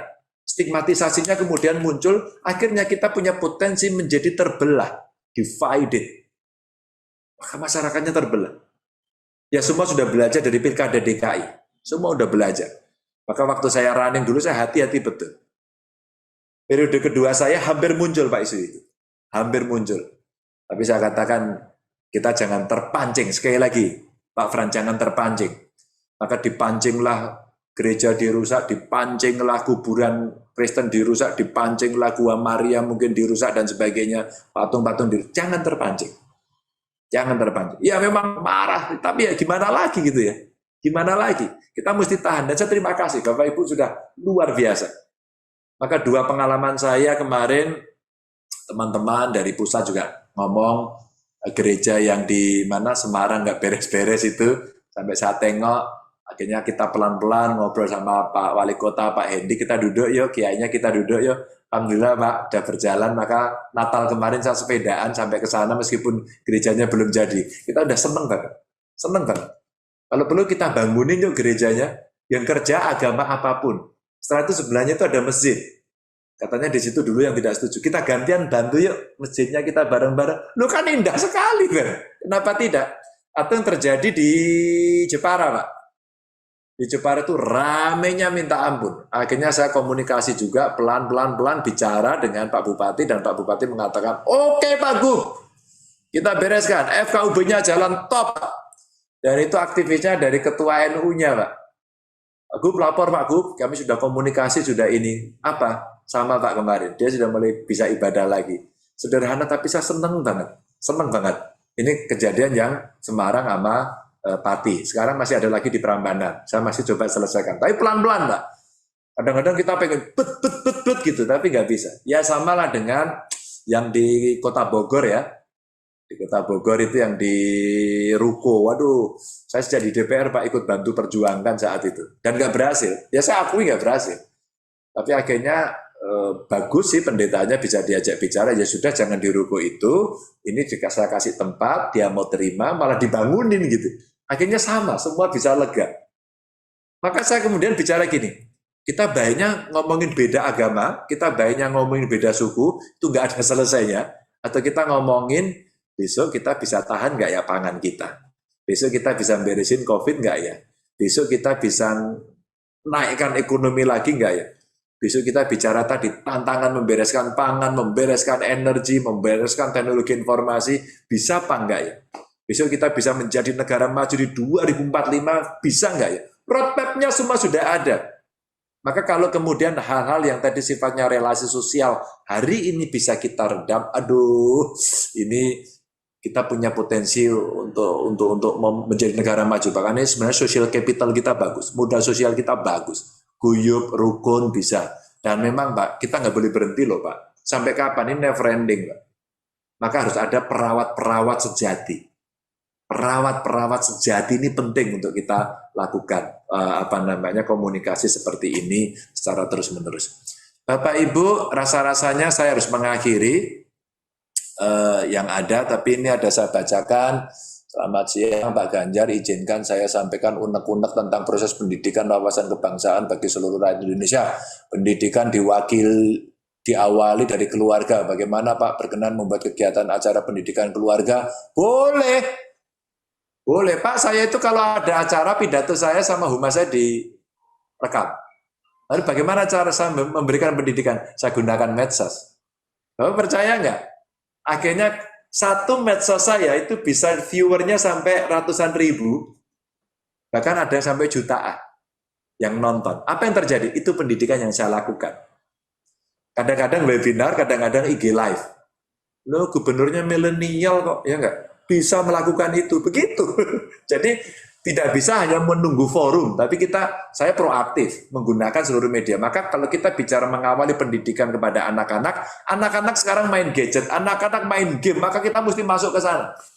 Kalau perlu dibuatkan game toleransi, coba kita buat lomba kalau perlu, ya enggak? Game toleransi. Nanti kalau game begini ketemu dia berpelukan, terus kemudian saling bantu, ini boncengin orang, mau kemana? Aku mau ke gereja, lu kok jalan kaki? Ya aku nggak punya sepeda motor, anterin yuk. Yang nganterin muslim kan asik toh itu.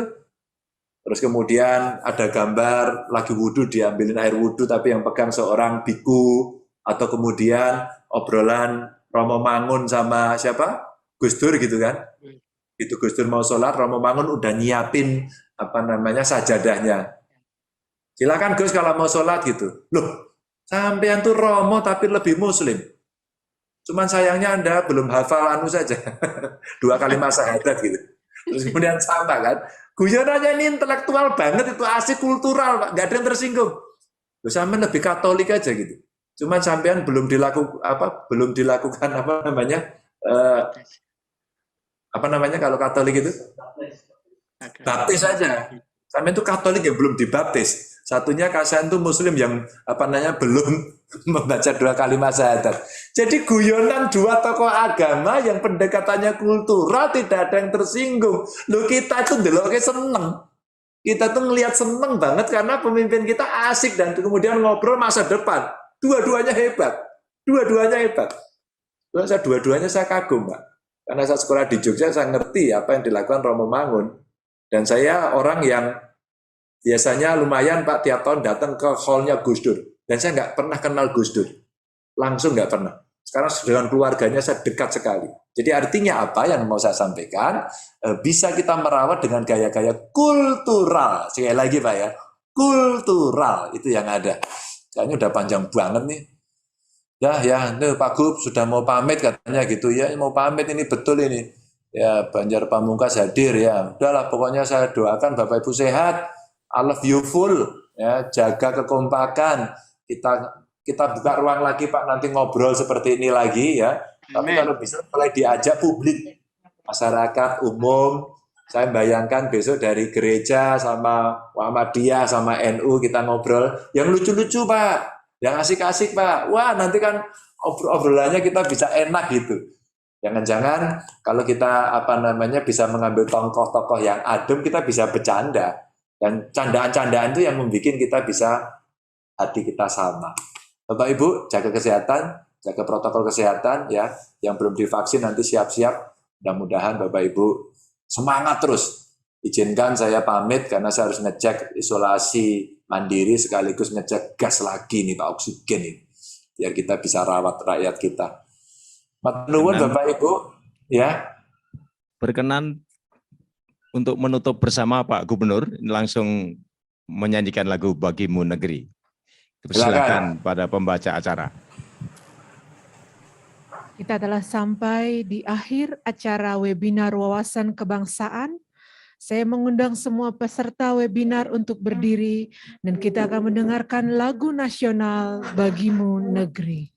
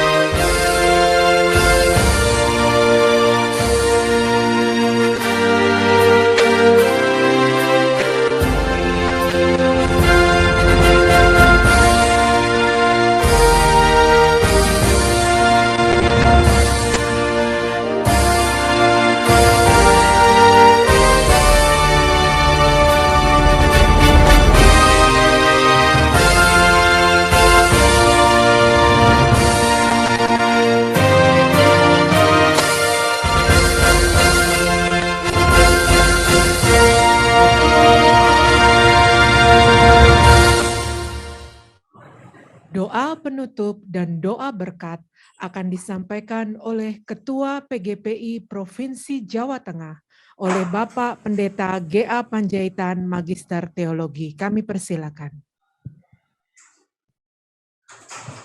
Segala puji dan syukur kami persembahkan kepada Juru Selamat kami, di mana siang hari ini kami PGPI Jawa Tengah mendapat berbagai macam bekal di dalam wawasan kebangsaan yang disampaikan oleh Bapak Gubernur Jawa Tengah.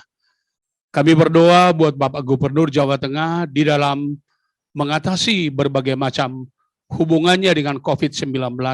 Tuhan berikan hikmat supaya Bapak Gubernur dapat mengatasi berbagai macam persoalan ini sehingga masyarakat Jawa Tengah dapat memperoleh damai sejahtera daripada Tuhan.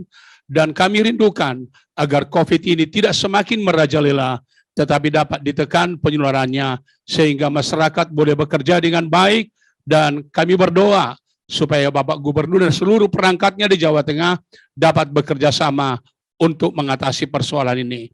Terima kasih buat waktu yang Tuhan berikan kepada kami, dan kami dapat menyelesaikan acara ini di dalam damai sejahtera daripada Tuhan. Begitu juga hamba-hambamu yang mengikuti webinar, Tuhan berkati semua. Terima kasih Tuhan. Berkatilah kami semua dengan berkat dari surga. Di dalam nama Bapa, Anak, dan Roh Kudus, dalam nama Tuhan Yesus Kristus, kiranya Tuhan beserta dengan kami. Kami akhiri webinar ini hanya di dalam nama Tuhan Yesus Kristus. Haleluya. Amin. Oke, terima kasih. Saya pamit dulu ya. Matur nuwun Pak Ganjar. Ya, matur nuwun semuanya. Ya, makasih. Tuhan berkati Pak Ganjar. Baik, kepada seluruh peserta webinar dipersilakan duduk kembali. Akan ada beberapa pengumuman yang akan disampaikan. Monggo, silakan.